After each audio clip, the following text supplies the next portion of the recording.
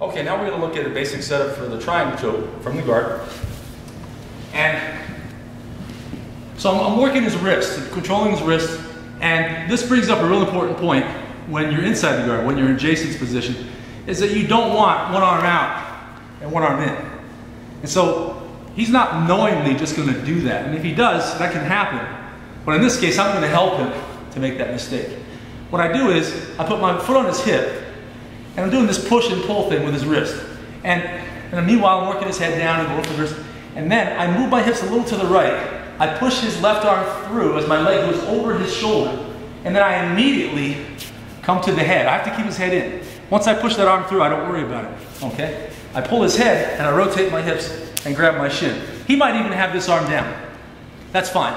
But I want to hold my shin and his head. And then as I move my hips out a little bit, if I can, I'll close my triangle up first. And then I'll raise my hips to feed the arm across. Even angling a little more out now. And now I squeeze my knees together and I pull on his head and he goes to sleep or he taps. So once again, this is just a wrist, kind of a double arm manipulation with a push and pull to get him to reach one arm through my legs or help him to do it as I set my leg over his shoulder. So I'm here, I'm working him in. I'd like him to be forward. If he's too far back, then it can be a little bit problematic. And from here, I'm working his wrist. Notice my foot goes to his hip, my hip goes out, and I set this over. And I'm immediately over here. If I could get this here at the beginning, that's great. That means it's going to be an easy triangle. But sometimes I don't, yeah. Often either the hand or even just the elbow is a problem. I can't get the elbow across. So I grab this and I slide my hips out.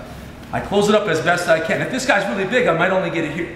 And I raise my hips up, get the arm across, and then I grab the shin, put my foot on the hip again, and slide further out to where I can close up my triangle. But I want my triangle to be around his neck, behind his neck here with my calf. I don't want to go across his back like this.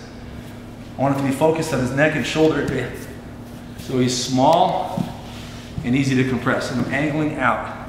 I don't want to be parallel to him like this. All right? I want to be off at this angle. In the meantime, I'm always keeping his head down, always holding my shin to set that in.